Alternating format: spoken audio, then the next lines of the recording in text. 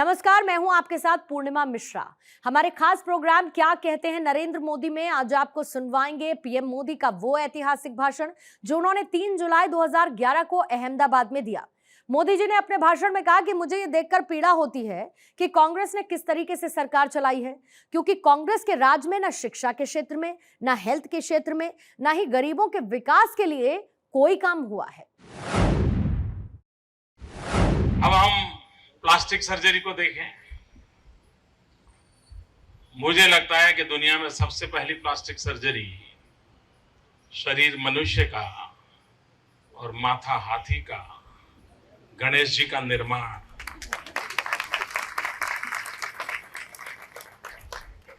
यानी कभी सोचते हैं ये कोई पेंटर का काम नहीं है, कुछ तो था, विज्ञान किसी न किसी रूप में उपलब्ध था और आज वो आधुनिक तौर तरीके के साथ हम लोगों के सामने आ रहा है, जहां पर हमारे पूर्वजों ने खगोल शास्त्र के संबंध में जो कुछ भी कहा था, उस समय उनके पास कौन से साधन थे, लेकिन चंद्र, सूर्य, उपग्रहों की दूरी जो उन्होंने उस समय बताई थी, वो आज भी विज्ञान उसको टैली कर रहा है। यानी कोई ऐसी व्यवस्थाएं रही होगी तो इन बिटवीन काल में सब हमारा नष्ट हो गया होगा। और इसलिए पुरानी सोच या पुराना शास्त्र आज लैब के अंदर सिद्ध हो रहा है। तो गुजरात सरकार ने एक इनिशिएटिव लिया है एक क्षेत्र में, और देश में ये पहली सरकार है जिसने इस विषय में सोचा है। लेकिन ये सोचने के पीछे कारण क्या है? Vibrant Gujarat global investor summit की खबर जो आप तक पहुंचाई जाती है जिन लोगों के माध्यम से, वो ये बताते हैं आपको इंडस्ट्री में इतना इन्वेस्टमेंट हो रहा है, ये इंडस्ट्री आ रही है, वो इंडस्ट्री आ रही है, लेकिन बहुत सी बातें ऐसी हैं जो आप तक पहुंच नहीं पाती है। अभी मैं भी जो बता रहा हूं कल अखबार में पढ़ने को मिलेगा इसकी गारंटी नहीं है, टीवी पर दिखाई देगा इसकी संभावना कम है। लेकिन ये vibrant Gujarat global investor summit में दो ऐसे क्षेत्र हैं कि जिसमें सबसे ज्यादा लोगों को आकर्षित करने का हम प्रयास करते हैं। एक है एजुकेशन, दूसरा है हेल्थ सेक्टर। मैं तो इसी वर्ष जो वाइब्रेंट समिट हुआ था, दुनिया के करीब 43 यूनिवर्सिटीज, वर्ल्ड फेम यूनिवर्सिटीज यहां थी, और उन्होंने गुजरात के साथ मिलकर के 21st सेंचुरी के लिए किस प्रकार से ह्यूमन रिसोर्स डेवलपमेंट की आवश्यकता है और किस प्रकार के नए एकेडमिक सिलेबस की आवश्यकता है, उस पर बड़ी गंभीरता से सोचा। और 23 से अधिक यूनिवर्सिटीज, खास गुजरात की यूनिवर्सिटीज एंड प्राइवेट इंस्टीट्यूशंस ने एमओयू किया है। आप कल्पना कर सकते हैं कैसा एक नए क्षेत्र में हम प्रवेश कर रहे हैं। उसी प्रकार से हेल्थ सेक्टर में भी सर्वाधिक एमओयू हुए हैं। यानी सिर्फ इंडस्ट्री के लिए नहीं हो रहे, एग्रीकल्चर हो, पानी की व्यवस्था हो, हम विश्व में जो उत्तम व्यवस्थाएं हैं, विश्व में जो उत्तम अनुसंधान है, उन चीजों को गुजरात की धरती पर लाने का प्रयास कर रहे हैं। और उसी का एक हिस्सा है कि 2009 में वाइब्रेंट समिट में जो एमओयू हुआ था, वो काम आज पूर्ण होकर के आपको डेडिकेट किया गया। गुजरात सरकार ने बहुत बड़ी पूंजी लगाई है इसी क्षेत्र में काम करने के लिए, और जैसा जयनारायण भाई ने बताया, इससे भी बड़ा इन्वेस्टमेंट है, इससे भी बड़ा इंफ्रास्ट्रक्चर बनाया है। हमने सूरत पसंद किया है। और मित्रों, इस क्षेत्र में जाने का मुझे मन क्यों किया, एक बहुत ही दर्द भरी कथा है उसके पीछे।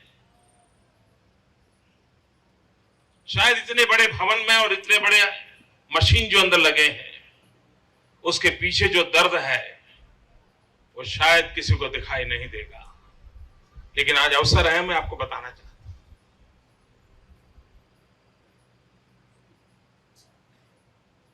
हम गुजरात के लोग हैं, हम 6 करोड़ नागरिक साथ रहते हैं, लेकिन हम में से बहुत कम लोगों को पता होगा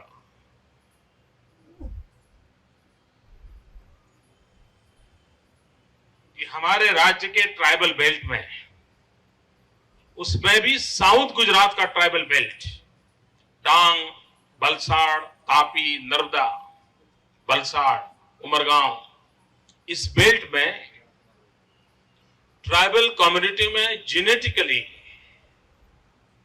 सिकल सेल की एक बड़ी भयंकर बीमारी है। दुनिया एचआईवी से तो कांपती है, उसको पता है कि कितना भयंकर है, लेकिन लोगों को मालूम नहीं है सिकल सेल कितना भयानक, उस पीड़ादायक दर्द होता है। मैं बड़े दुख के साथ कहना चाहता हूं,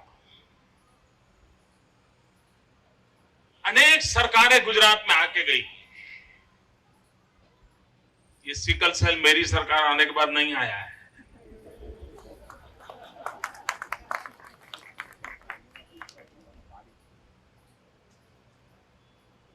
कैसे क्योर करना, कौन सी दवाई काम करेगी, उसमें अभी भी रिसर्च चल रहे हैं।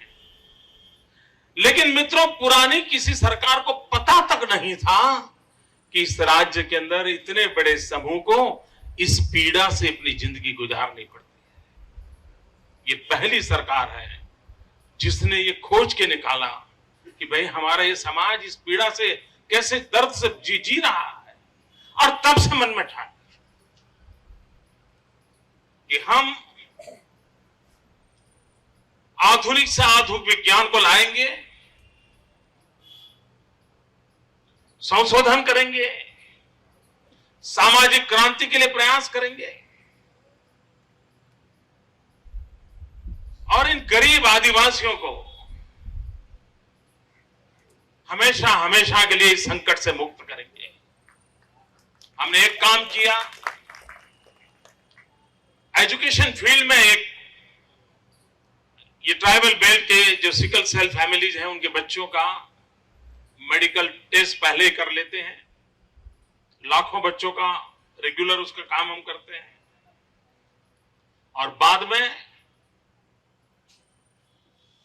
जब वो बड़े हो जाते हैं उनको हम समझाते हैं कि आप भी अपने माँ बाप के कारण सिकल सेल के हेरिडिटरी आप पेशेंट हैं। भविष्य के लिए जरूरी है कि एक सिकल सेल का पेशेंट दूसरे नॉन सिकल सेल पेशेंट के साथ, व्यक्ति के साथ अगर शादी करता है तो हम इसको 50% डाउन कर सकते हैं।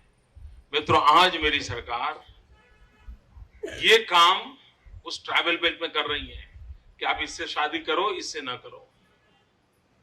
आपको होगा सरकार को ये भी करना पड़ता है, औरों को नहीं करना पड़ता था, हमें करना पड़ता है, क्योंकि हम इस दर्द से उन्हें मुक्ति दिलाना चाहते हैं।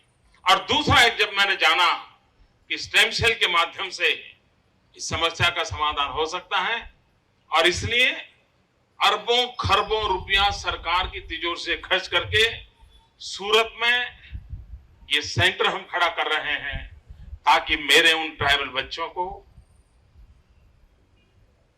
आने वाली पीढ़ियों को इस भयानक पीड़ा से हम मुक्ति दिला सके।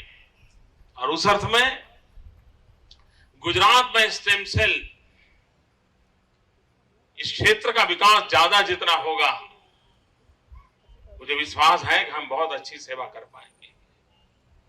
मित्रों, हेल्थ सेक्टर में जिस प्रकार से रिसर्च हो रहे हैं, जिस प्रकार से टेक्नोलॉजी ने अपनी जगह बना ली है, और जैसे जैसे ये सुविधाएं बढ़ती हैं, तो नागरिक भी अब सुरक्षा को महसूस करता है तो बेपरवाह बन जाता है।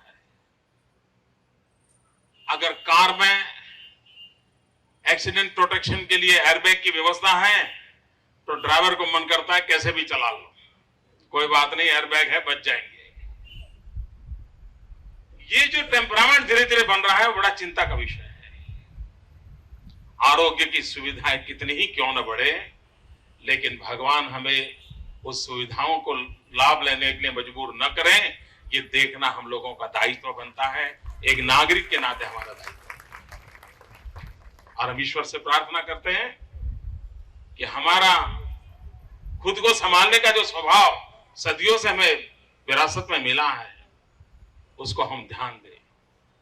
मित्रों, health sector, human development index इस राज्य की प्रायोरिटी के काम है। डॉक्टरों की बहुत बड़ी मात्रा में आवश्यकता है, लेकिन डॉक्टरों के लिए मेडिकल कॉलेजेस होने चाहिए। अगर समय पर हम मेडिकल कॉलेजेस को निर्माण नहीं करते हैं तो डॉक्टर नहीं मिलेंगे। मेडिकल कॉलेजेस चाहिए तो फिर साइंस स्ट्रीम की स्कूल चाहिए। आपको हैरानी होगी मित्रों, गुजरात में करीब 40 तहसील ऐसे हैं जो ट्राइबल तहसील ऐसे हैं, और 50 साल हो गए गुजरात को। ये 40 ट्राइबल तहसील ऐसे थे कि वहां 12th साइंस स्ट्रीम की स्कूल नहीं थी। दोस्त, पता नहीं इन लोगों ने कैसे राज्य को चलाया होगा। मुझे पीड़ा होती है। मैं राजनीतिक आलोचना नहीं करता हूं, मुझे पीड़ा होती है। आज हमने इन सभी 40 तहसीलों में, यानी गुजरात में अब एक भी तहसील ऐसा नहीं जहां साइंस स्ट्रीम की स्कूल ना हो, और उसमें से 12th से जो विद्यार्थी निकलेंगे उसमें अधिकतम मेडिकल में जाए, हमारा प्रयास है। तो दूसरा कदम हमने उठाया मैक्सिमम मेडिकल कॉलेजेस का। मित्रों, एक सालों से अहमदाबादिया ने, यहाँ जितने डॉक्टर आए हैं उनको पूछो, अगर अहमदाबाद में पढ़े हैं तो बीजे मेडिकल या तो BS, 2 medical college, 1 dental college. हमने इतने साल इसी से गुजारा किया, और हार्डली 500 विद्यार्थी, और एडमिशन के लिए डॉक्टरों की पहुंच ज्यादा होती थी तो उनके बेटों को जरा जल्दी मिल जाता था, तो वो दायरा भी बढ़ता नहीं था। डॉक्टर का बेटा डॉक्टर, डॉक्टर का बेटा डॉक्टर, एक ही दायरे में दुनिया चल रही थी। बुरा मत मानना डॉक्टर मित्रों, जो होगा वो सच बता रहा हूं।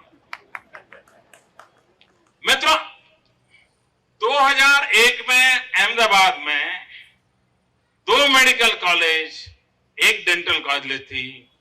देश आजाद हुआ तब से हमने ये पाया था मित्रों, इसी एक दशक में 9 मेडिकल कॉलेज कर दी हैं।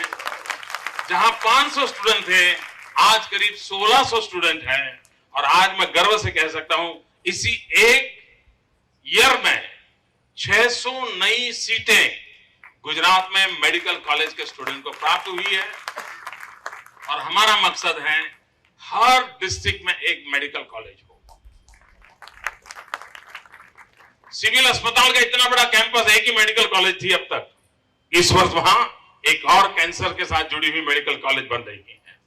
तो अब हम ह्यूमन रिसोर्स डेवलपमेंट पर बल देना चाहते हैं। अधिकतम हमारे विद्यार्थियों को मेडिकल कॉलेज में जाने का अवसर मिले।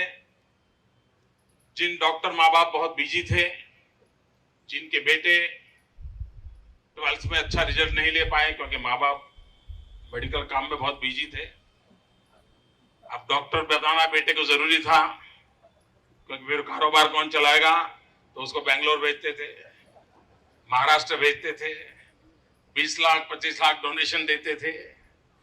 मित्रों, सालों से बिलियंस ऑफ बिलियन रुपीस और राज्यों में डोनेशन में चले गए। वो डोनेशन के पैसों से अगर हम चाहते ना, तो आज गुजरात में सब डिस्ट्रिक्ट में 2-2 कॉलेज होते, लेकिन किसी ने ध्यान नहीं दिया। अब वो दिन गए, हम स्थिति बदल रहे हैं, और मुझे विश्वास है कि हम हेल्थ सेक्टर को बहुत ही ताकतवर बनाएंगे, बहुत ही शक्तिशाली।